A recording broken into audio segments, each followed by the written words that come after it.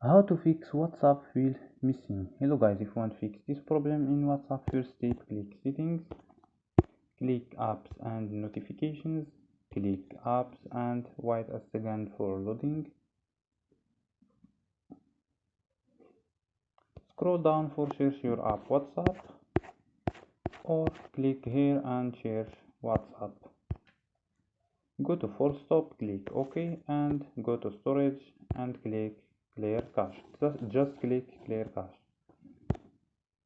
After these steps, go to data and turn off Wi-Fi and turn on Wi-Fi, or go to restart phone and restart your phone.